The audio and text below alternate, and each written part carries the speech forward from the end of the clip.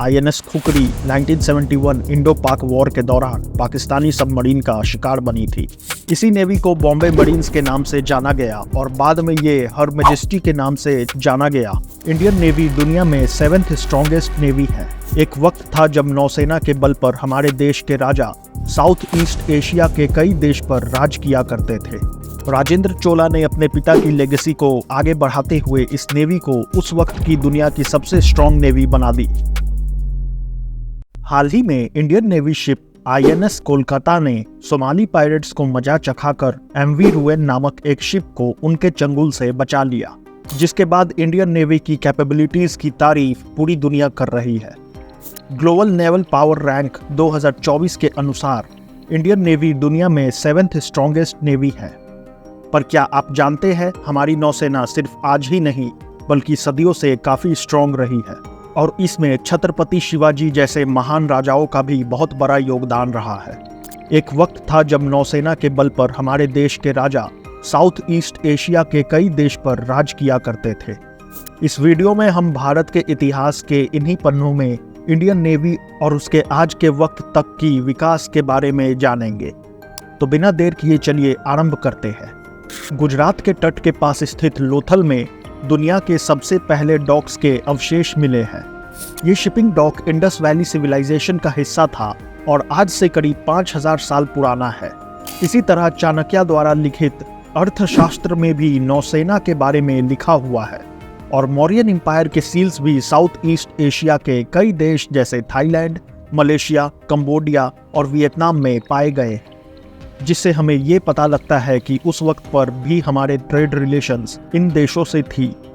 हालांकि उस वक्त के बोट्स और शिप्स को एक अलग मिलिट्री ब्रांच नहीं माना जाता था, पर बोट्स को यूज करके बाहर के देशों से ट्रेड, इनलैंड ट्रेड और ट्रूप मूवमेंट्स की जाती थी। पर वक्त के साथ साथ शिप्स को और ज़्यादा स्ट्रैटेजिकली यूज किया जाने लगा और इसको मिलिट्री का एक हिस्सा माना जाने लगा, जिसको यूज करके आसपास के एरियाज पर यहाँ के राजा डोमिनेट करने लगे। इसका सबसे अच्छा एग्जाम्पल हमें 1000 AD के टाइम पर चोला डायनेस्टी के समय दिखती है। चोला डायनेस्टी साउथ इंडिया का एक बहुत बड़ा डायनेस्टी हुआ करता था और इसके दो शासक राजा चोला और राजेंद्र चोला ने एंशिएंट इंडिया की नेवल सुप्रीमेसी को पीक पर लेकर गए थे। राजेंद्र चोला राजा चोला के बेटे थे, जिनका राज 1014 AD से 1044 AD तक रहा था। 30 साल के इस शासन में इन्होंने चोला एम्पायर का गोल्डन एरा बनाया और राजेंद्र चोला को हिस्टोरियंस राजेंद्र द ग्रेट के नाम से भी बुलाते हैं। राजेंद्र चोला के पिता राजा चोला ने नेवी को ऑर्गेनाइज किया था। आज के मॉडर्न नेवी की तरह इसमें अलग अलग शिप्स को अलग अलग काम के लिए यूज किया जाता था। कुछ शिप्स को लड़ने के लिए इस्तेमाल किया जाता था, वहीं कुछ को ट्रूप्स को मूव करने के लिए किया जाता था। राजेंद्र चोला ने अपने पिता की लेगेसी को आगे बढ़ाते हुए इस नेवी को उस वक्त की दुनिया की सबसे स्ट्रॉन्ग नेवी बना दी। इन्होंने Sri Lanka, Indonesia, Cambodia, Malay peninsula और कई जगह अपनी पहुंच बढ़ा ली। इन जगहों पर या तो ये डायरेक्टली रूल करते थे या इनके कमांडर्स वहां रूल करते थे। इन्होंने अपनी ट्रेड की क्षमता चाइना तक बढ़ा ली थी। इसके बाद मुगल काल में भी नौसेना था, पर वो उस टाइम पर इतना ताकतवर नहीं था और दुनिया के दूसरे देश जैसे पोर्चुगल और ब्रिटिश वर्ल्ड ट्रेड रूट्स पर डोमिनेट करते थे। यही समय था जब ब्रिटिश इंडिया भी आए थे और सूरत के पास उन्होंने अपनी एक नेवल बेस भी बनाया था। इसी नेवी को बॉम्बे मरीन्स के नाम से जाना गया और बाद में ये हर मैजेस्टी के नाम से जाना गया और मॉडर्न इंडियन नेवी भी यहीं से बना। हालांकि आपको बता दें कि modern Indian navy Maratha navy से काफ़ी इंस्पायर्ड थी और इसलिए छत्रपति शिवाजी महाराज को father of the modern navy भी कहा जाता है।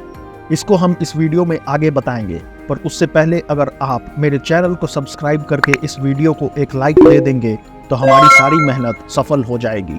बॉम्बे मरीन से अलग मराठा राजा छत्रपति शिवाजी महाराज भी नेवी के महत्व को समझते थे और उन्होंने वेस्टर्न कोस्ट पर फॉरेन पावर्स को काउंटर करने के लिए कई जगह नेवल बेसेस बनाना स्टार्ट कर दिया था। पहला नेवल बेस 1654 में कल्याण में बनाया गया था। उसके बाद कई बेसेस बने और 1659 तक मराठा नेवी के पास 20 वॉरशिप्स हो चुकी थी, जिसमें लड़ाई करने के लिए कैनन्स फिट रहती थी, जो कि दुश्मन के शिप्स को डुबाने के लिए सक्षम थी। मराठा नेवी में मेनली कोंकणी सेलर्स को रिक्रूट किया गया था, पर छत्रपति शिवाजी महाराज की सूझबूझ से कुछ पोर्चुगीज ऑफिसर्स और सिद्दीज भी इस नेवी में थे, जिनको हैंड्स ऑन एक्सपीरियंस था समुद्र में दुश्मनों को मजा चखाने का। इनको यूज करके मराठा नेवी को अच्छे से ट्रेन किया गया और पावरफुल बनाया गया। जब 1674 में शिवाजी राजगद्दी पर बैठे तो उस टाइम उनके पास 57 वॉरशिप्स के साथ 5000 लोग की फौज थी मराठा नेवी में। साथ में पोर्चुगीज ने मराठा नेवी के सुप्रीमेसी को मानकर दोस्ती का समझौता भी कर लिया था। आगे चलकर मराठा नेवी में और एक्सपेंशन हुई जब एडमिरल कान्होजी आंगड़े ने इसकी कमान संभाली। इन्होंने पूरे वेस्टर्न कोस्ट पर अपना अधिकार जमा लिया और अंग्रेज के नेवी को तो इन लोगों ने मजा ही चखा दिया। वेस्टर्न कोस्ट पर ये दूसरे जहाज़ों से चौथ या टैक्स कलेक्ट करते थे और इस जगह को डोमिनेट करने के लिए मराठा नेवी मेनली 3 टाइप्स के शिप्स को यूज करती थी, गुराब्स, गलीवत्स और पाल। गुराब्स वॉरशिप्स हुआ करते थे जिसमें बहुत सारे गन्स फिटेड रहते थे जो दुश्मन को लॉन्ग रेंज तक मार सकते थे। गलीवर्ट्स वॉर बोट्स होते थे और ये बहुत रैपिडली किसी जगह पहुंच सकते थे और अपने लाइट गन्स से ये रैपिडली फायर भी कर सकते थे। मराठा नेवी के one of the biggest worship को पाल कहा जाता था और इसमें कैनन्स फिटेड रहते थे। मराठा नेवी की लड़ाई की तकनीक भी बहुत अद्भुत थी। ये लोग हाई सीज के बजाय क्रीक्स और शैलो वाटर्स में लड़ाई करना पसंद करते थे, जहां चतुराई से दुश्मन के शिप को ये शैलो वाटर्स तक लाके उनको घेर लिया करते थे। उसके बाद इन पर अटैक करके इनको कब्जा कर लेते थे। कई बार बगल के नेवल बेसिस से भी इनको काफ़ी हेल्प मिल जाती थी। इसी चालाक तरीके से बहुत सालों तक मराठाओं ने वेस्टर्न कोस्ट पर राज किया था। मराठाओं के इसी सुप्रीमेसी के कारण छत्रपति शिवाजी महाराज को फादर ऑफ इंडियन नेवी का दर्जा भी मिला। दूसरी तरफ हर मैजेस्टी नेवी भी ब्रिटिश राज के साथ साथ बड़ी होती जा रही थी और 1892 में इसका नाम चेंज करके रॉयल इंडियन मरीन कर दिया गया और उस वक्त इसके पास करीब 50 वेसल्स थे। इससे आप मराठाओं के सुप्रीमेसी का अंदाज़ा लगा सकते हो, क्योंकि उनके पास 200 साल पहले भी 50 से ज़्यादा वॉरशिप्स थी। खैर, आगे बढ़ते हैं। बाद में वर्ल्ड वार 1 के दौरान रॉयल इंडियन मरीन्स को यूज करके करीब 13 लाख सैनिकों और 1.5 लाख जानवरों को पूरे दुनिया भर में मोबिलाइज करने के लिए यूज किया गया था। आगे जाके इसने वर्ल्ड वार 2 में भी अंग्रेजों की तरफ से सहायता की थी। बाद में 1934 में इसका नाम चेंज करके रॉयल इंडियन नेवी कर दिया गया और इसके शिप्स को HMIS या हिज मैजेस्टीज इंडियन शिप कहा जाने लगा।